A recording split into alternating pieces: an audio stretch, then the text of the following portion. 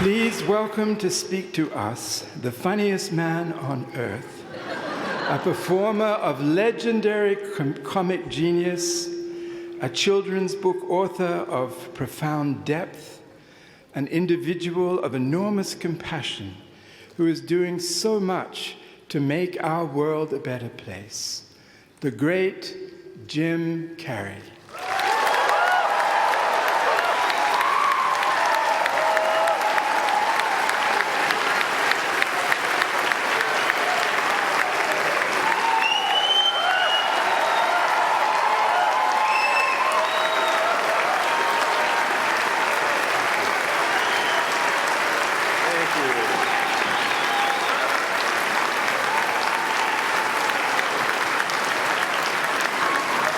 Sitting down for?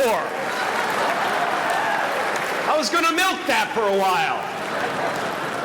You guys can stretch that out in post, right? You can make that longer in the edit. Thank you, Bevin. Thank you all. Jai Guru Dev.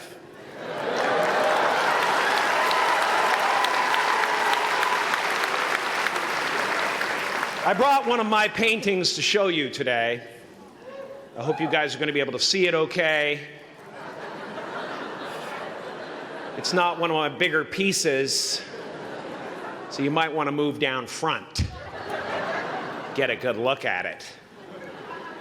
Faculty, parents, friends, dignified guests, graduating class of 2014. And all the dead baseball players coming out of the corn to be with us today.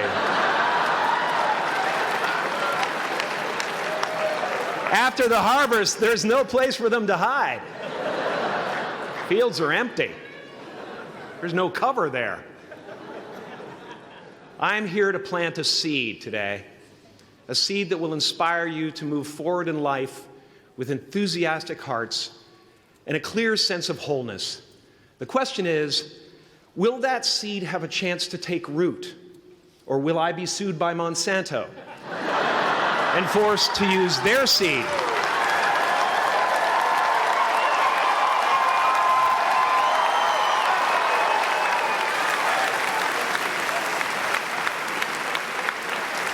Which may not be totally Ayurvedic. Excuse me if I seem a little bit low energy today, whatever this is. I slept with my head to the north last night. Oh man! Oh man! You know how that is, right, kids? Yeah. Woke up right in the middle of Pitta, couldn't get back to sleep till Vata rolled around. Crazy.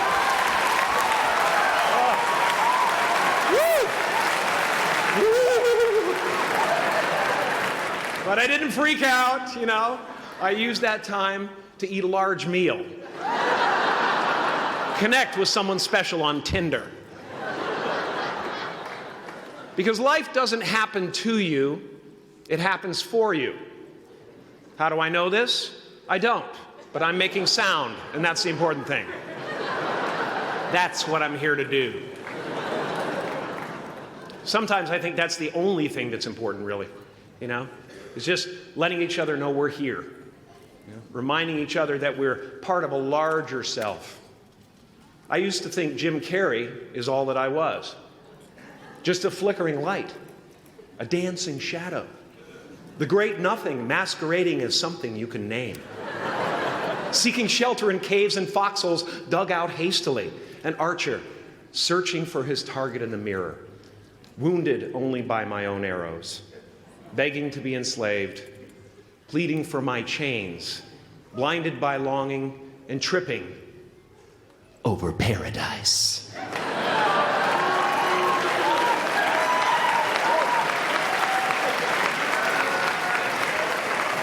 Can I get an amen? You didn't think I could be serious, did you? I don't think you understand who you're dealing with. I have no limits.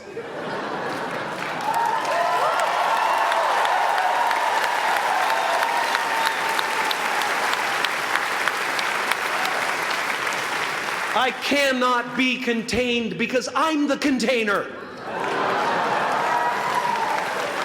You can't contain the container, man.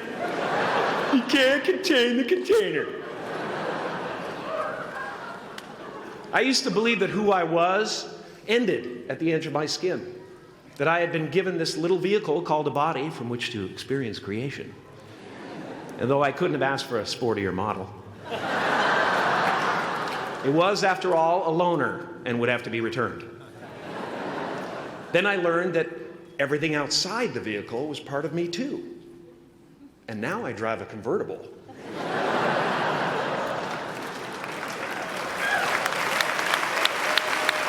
Yeah, man. Top down, wind in my hair. Woo! I am elated and truly excited to be present and fully connected to you at this important moment in your journey. I hope you're ready to open the roof and take it all in. Okay, 4 more years then. They're obviously not ready. Just need some more cooking. Now, I want to thank the trustees, the administrators, the faculty of MUM for creating an institution worthy of Maharishi's ideals of education, a place that teaches knowledge and experience, the knowledge and experience necessary to be productive in life, as well as enabling the students through transcendental meditation and ancient Vedic knowledge to slack off twice a day for an hour and a half.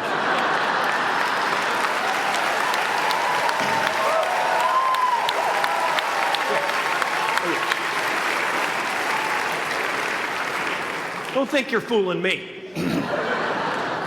But I guess it has some benefits. It does allow you to separate who you truly are and what's real from the stories that run through your head.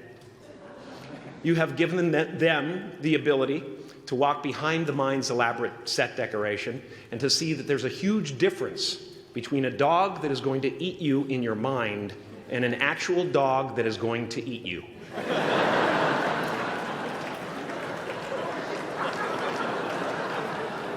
That may sound like no big deal, but many never learn that distinction. And they spend a great deal of their lives living in fight or flight response. I'd like to acknowledge all of you wonderful parents. Way to go. What a fantastic job you've done. For your tireless dedication, your love, your support, most of all, for the attention that you paid to your children. I have a saying, beware the unloved, because they will eventually hurt themselves or me. But when I look at this group here, I feel really safe. I do. I'm just going to say it. My room is not locked. My room is not locked.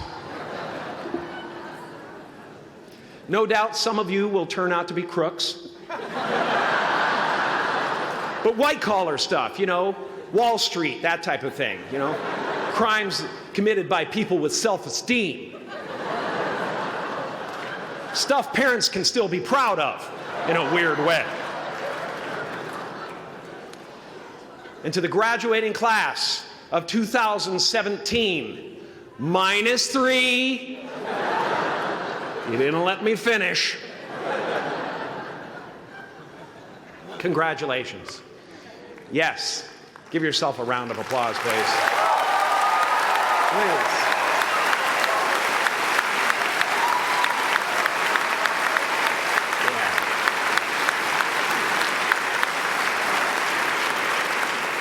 You are the vanguard of knowledge and consciousness, a new wave in a vast ocean of possibilities. On the other side of that door, there's a world starving for new ideas, new leadership. I've been out there for 30 years. She's a wildcat. Oh, she'll rub up against your leg and purr until you pick her up and start petting her, and then out of nowhere, she'll swat you in the face. It can be rough out there, but that's okay, because there's soft serve ice cream with sprinkles. I guess that's what I'm really trying to say here today. Sometimes it's okay to eat your feelings. Now, fear is going to be a player in your life, but you get to decide how much. You can spend your whole life imagining ghosts, worrying about the pathway to the future, but all there will ever be is what's happening here, and the decisions we make in this moment, which are based in either love or fear. So many of us choose our path out of fear disguised as practicality. What we really want seems impossibly out of reach and ridiculous to expect, so we never dare to ask the universe for it. I'm saying I'm the proof that you can ask the universe for it. Please.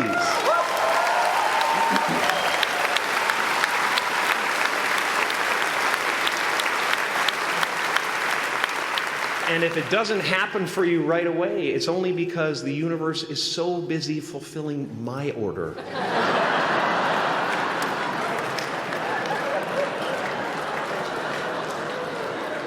Party size! My father could have been a great comedian, but he didn't believe that that was possible for him. And so he made a conservative choice. Instead, he got a safe job as an accountant. And when I was 12 years old, he was let go from that safe job. And our family had to do whatever we could to survive. I learned many great lessons from my father, not the least of which was that you can fail at what you don't want. So you might as well take a chance on doing what you love.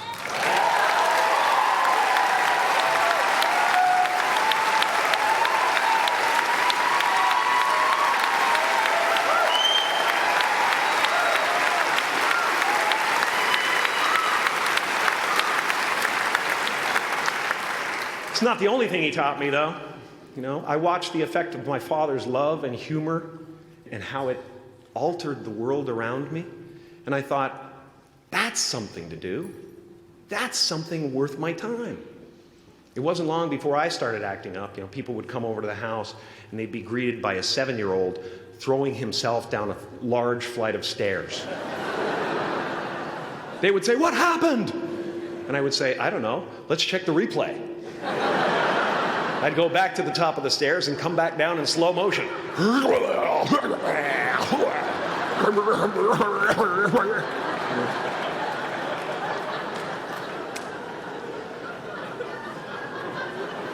It was a very strange household. My father used to brag that I wasn't a ham, I was the whole pig. And he treated my talent as if it was his second chance. When I was about 28, after a decade as a professional comedian, I realized one night in LA that the purpose of my life had always been to free people from concern, just like my dad. And when I realized this, I dubbed my new devotion the Church of Freedom from Concern.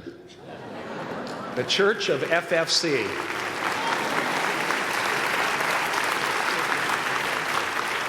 And I dedicated myself to that ministry.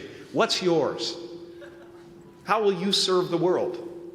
What do they need that your talent can provide? That's all you have to figure out. As someone who's done what you're about to go and do, I can tell you from experience, the effect you have on others is the most valuable currency there is.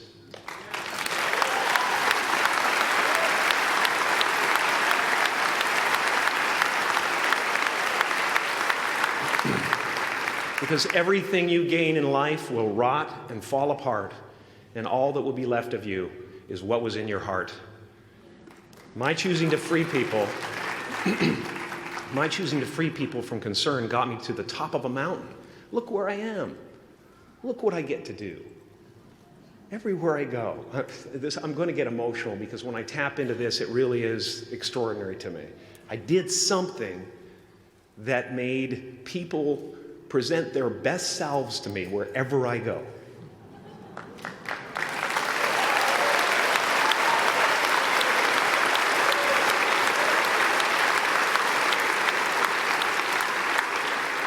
I am at the top of the mountain, and I was, and the only one I hadn't freed was myself, and that's when my search for identity deepened. I wondered who I'd be without my fame. Who would I be if I said things that people didn't want to hear? Or if I defied their expectations of me? What if I showed up to the party without my Mardi Gras mask and refused to flash my breasts for a handful of beads? I'll give you a moment to wipe that image out of your mind. But you guys are so ahead of the game. You already know who you are. And that peace that we're after, lies somewhere beyond personality, beyond the perception of others, beyond invention and disguise, even beyond effort itself. You can join the game, fight the wars, play with form all you want, but to find real peace, you have to let the armor go. Your need for acceptance can make you invisible in this world. Don't let anything stand in the way of the light that shines through this form. Risk being seen in all of your glory.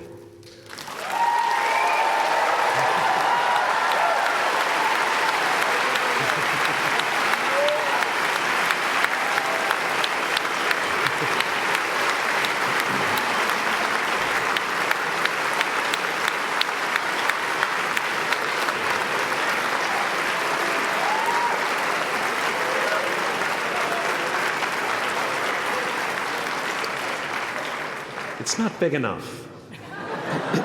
This painting is big for a reason. It's called high visibility. It's about picking up the light and daring to be seen. Here's the tricky part. Everyone is attracted to the light. The party host up at the top, who thinks unconsciousness is bliss and is always offering to drink from the bottles that empty you. Misery below her. Despises the light, can't stand when you're doing well, wishes you nothing but the worst. The Queen of Diamonds, under him, needs a king to build her house of cards. And the hollow one down bottom there will cling to your leg and say, please don't leave me behind, for I have abandoned myself. Even those who are closest to you and most in love with you, the people you love most in the world, will find clarity confronting at times. This painting took me thousands of hours to complete. And when I was finished, thank you, thousands of hours, yes. I'll never get them back. I'll never get them back. I worked on this for so long. I was weeks and weeks like a madman alone on a scaffolding.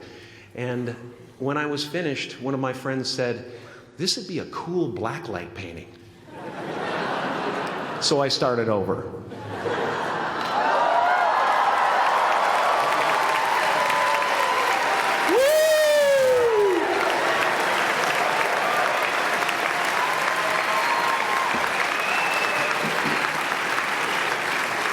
Welcome to Burning Man. Some pretty crazy characters up there, but better up there than in here. You know, painting is one of the ways, thank you. Painting is one of the ways I free myself from concern, a way to stop the world through total mental, spiritual, and physical involvement.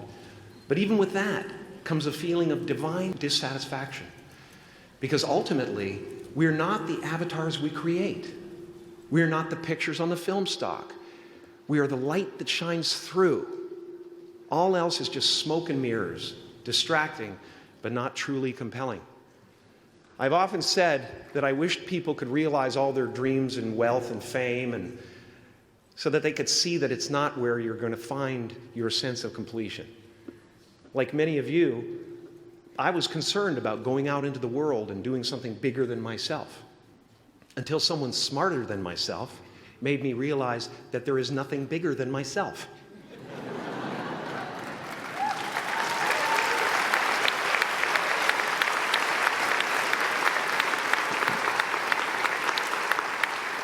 My soul is not contained within the limits of my body. My body is contained within the limitlessness of my soul. One unified field.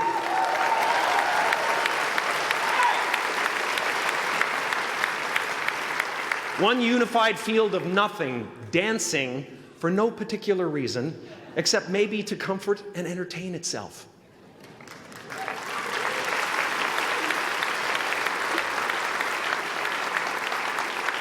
As that shift happens in you, you won't be feeling the world, you'll be felt by it. You'll be embraced by it. Now I'm always at the beginning. I have a reset button, and I ride that button constantly. Once that button is functioning in your life, there's no story that the mind could create that will be as compelling. The imagination is always manufacturing scenarios, both good and bad, and the ego tries to keep you trapped in the multiplex of the mind.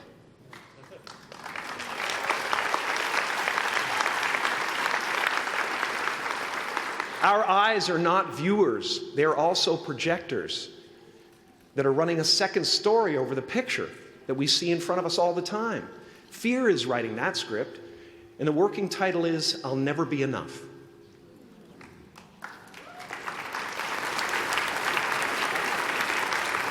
Now you're going to look at a person like me and say, how could we ever hope to reach those kind of heights, Jim? How can we make a painting that's too big for our home? How do you fly so high without a special breathing apparatus? This is the voice of the ego. And if you listen to it, there will always be someone who's doing better than you. No matter what you gain, ego will not let you rest. It will tell you that you cannot stop until you've left an indelible mark on the earth, until you've achieved immortality. How tricky is this ego that it would tempt us with the promise of something we already possess?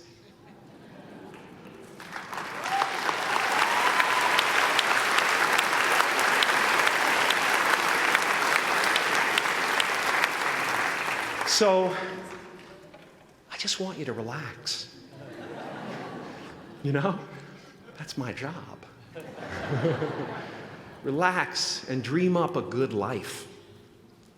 I had a substitute teacher from Ireland in the second grade that told my class during morning prayer that when she wants something, anything at all, she prays for it and promises something in return, and she always gets what she wants. Well, I'm sitting at the back of the classroom, you know, thinking, wow, my family can't afford a bike, you know. So I went home and I prayed for one. And I promised I would recite the rosary every night in exchange. Broke that promise. But 2 weeks later, I got home from school to find a brand new Mustang bike with a banana seat and Easy Rider handlebars. Yeah. From fool to cool. My family informed me that I had won the bike in a raffle that a friend of mine had entered my name in without my knowledge whatsoever. So that type of thing has been happening to me ever since. And as far as I can tell, it's just about letting the universe know what you want and working toward it while letting go of how it comes to pass.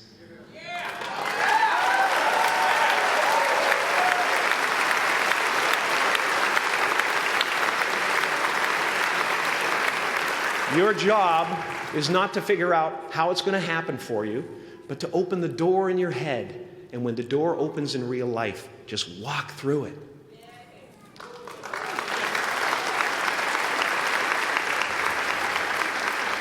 And don't worry if you miss your cue, because there's always doors opening. They keep opening. And when I say life doesn't happen to you, it happens for you, I really don't know if that's true. I'm just making a conscious choice to perceive challenges as something beneficial so that I can deal with them in the most productive way. You'll come up with your own style. That's part of the fun. Oh, and why not take a chance on faith as well?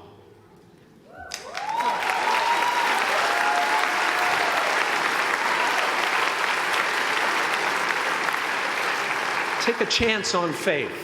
Not religion, but faith. Not hope, but faith. I don't believe in hope. Hope is a beggar. Hope walks through the fire, and faith leaps over it.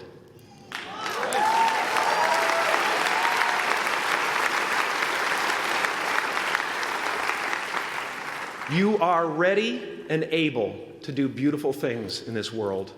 And after you walk through those doors today, You will only ever have two choices, love or fear. Choose love, and don't ever let fear turn you against your playful heart. Thank you so much. Thank you, Guru Dev. I'm so honored. Thank you.